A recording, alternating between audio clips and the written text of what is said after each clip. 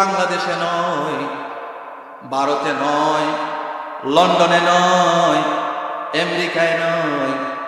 Italy নয়, কাতারে নয়, আল্লাহ রাব্বুল আলামিনের ওলির এই দারুল কেরাত মজিদিয়া ফুলতলি ট্রাস্টের মাধ্যমে আল্লাহ গোটা বিশ্বের মধ্যে আল্লাহর কোরআনের খেদমত আঞ্জাম হচ্ছে। আমার প্রিয় মুর্শিদ কোরআনের খেদমত শুরু করেছেন হারিয়ানা, যেটা বিশুদ্ধ কোরআনের তিলাওয়াত, এটা ওনার নিজের থেকে উনি আমার ভাইয়েরা শুরু করেন নাই,